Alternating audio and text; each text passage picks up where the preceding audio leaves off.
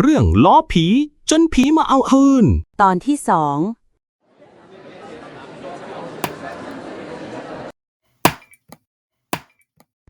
ฝูงชนเริ่มคุกเข่าลง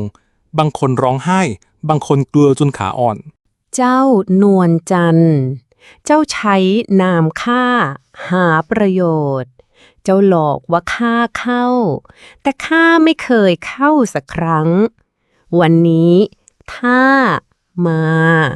เองเพื่อให้เจ้าสารภาพความจริงทุกอย่างเพื่อให้ทุกคนได้รู้ว่าเจ้าทำอะไรมาแล้วบ้าง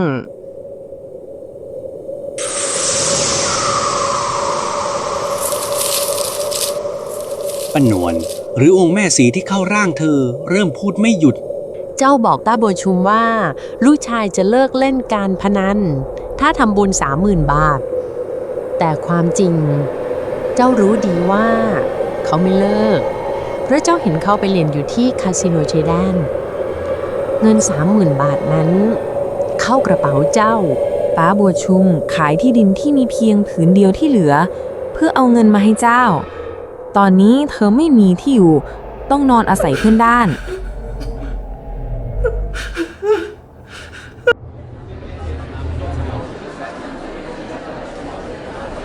จริงเหรอป้าทำไมต้องโกหกลูกด้วย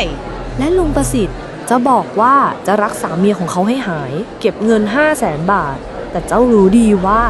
เมียเขาเป็นมะเร็งระยะสุดท้ายเจ้าแค่ให้เขาซื้อน้ำมนต์ที่เป็นแค่น้ำเปล่าเมียลุงประสิทธิ์ตายแล้วเมื่อ2 เดือนที่แล้วลุงประสิทธิ์ใช้เงินก้อนสุดท้ายเอาไปซื้อโลงศพเพราะเงินที่ควรจะใช้รักษาตัวในโรงพยาบาลเอาไปให้เจ้าหมดแล้ว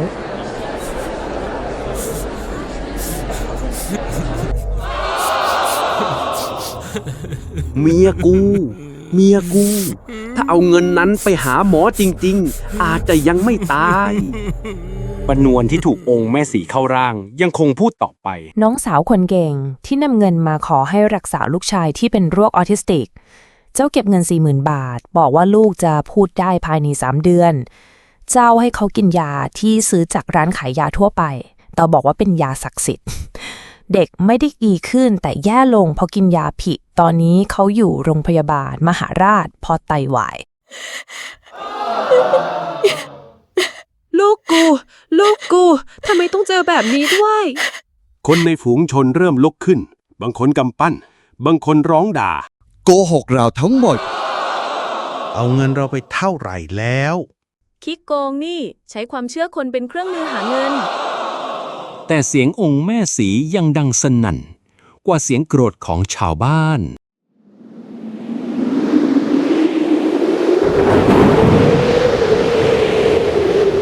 ยังไม่หมดหมุดทองที่เจ้าบอกว่าพบใต้ศาลเจ้าซื้อมาจากร้านทองเก่าราคา200 บาทแล้วบอกว่าเป็นของศักดิ์สิทธิ์น้ำมนต์ที่เจ้าขายเป็นแค่น้ำเปล่าผสมน้ำตาลและสีผึ้งผ้าขาวที่เจ้าใช้ซื้อจากตลาดสดไม่ได้ผ่านพิธีใดๆเงินทั้งหมดที่เจ้าหลอกได้มากกว่า2 ล้านบาทใน3 ปีขณะที่คนที่มาหาเจ้าสูญเสียบ้านที่ดินความหวังและคนที่รัก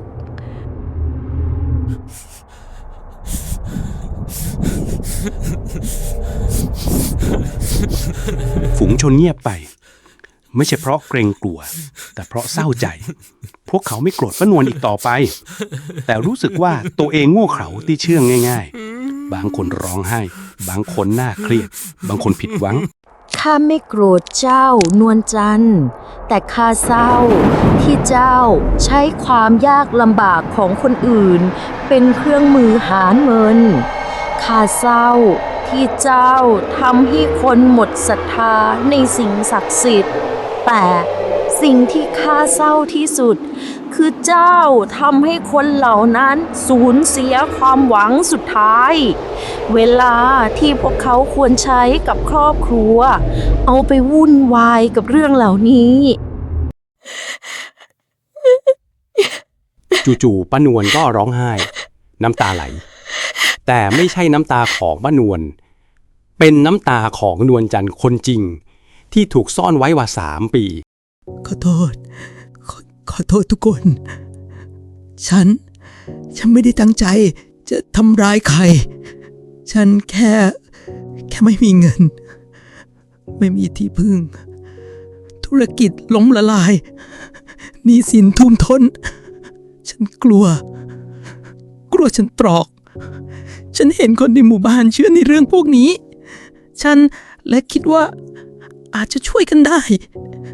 แต่จะไม่รู้ว่ามันจะกลายเป็นแบบนี้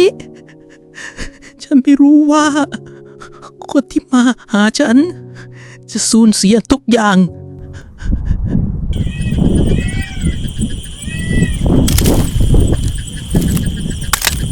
เข้าใจนวลจันทร์ความยากลำบากทำให้คนเราทำในสิ่งที่ไม่อยากทำแต่เมื่อเจ้ารู้ว่าผิดแล้วเจ้าควรหยุดเจ้าไม่หยุดเพราะติดกับเงินติดกับชื่อเสียงและลืมว่าคนที่มาหาเจ้าเขาหวังจริงเชื่อจริงรักจริง ฉันรู้แต่ฉันหยุดไม่ได้เงินมันง่ายเกินไปคนเขาเชื่อง่ายเกินไป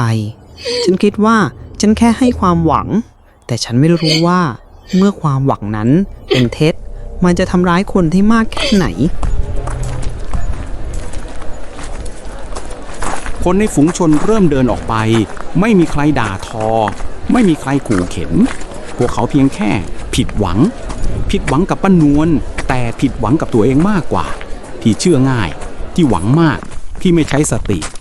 นวลจันทร์สิ่งที่เจ้าทำข้าไม่อาจให้อภัยได้ในวันนี้แต่ถ้าเจ้าจริงใจต้องการชดเชยจงใช้เวลาที่เหลือของชีวิตเพื่อช่วยเหลือคนที่เจ้าทำร้ายอย่าหวังให้เขายกโทษแต่จงทำเพื่อชดใช้กรรมที่เจ้าสร้างไว้และอย่าลืมความเชื่อที่แท้จริงไม่ได้มาจากการซื้อขายแต่มาจากใจที่ใสสะอาดและการกระทำที่ดีงาม ป้านวลหมดสติล้มลงเมือกฟื้นขึ้นมาเธอได้แต่นั่งร้องไห้อยู่กลางลานว่างเปล่าไม่มีใครเหลืออยู่นอกจากเงาเธอเองและความผิดที่หนักหน่วงในใจ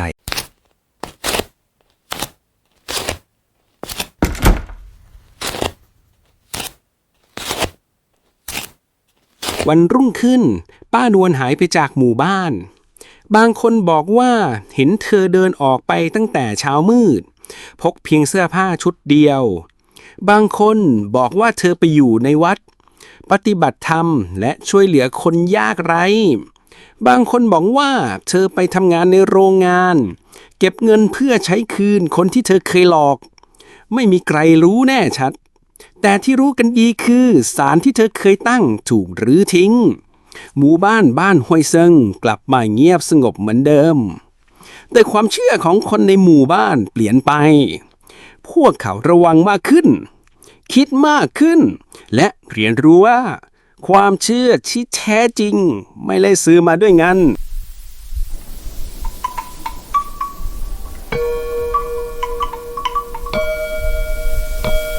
แต่บางคืนที่ท้องฟ้าใส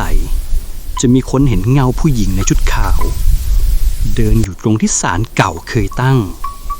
เธอจะยืนอยู่ตรงนั้นเงียบๆราวกับกำลังรอใครสักคน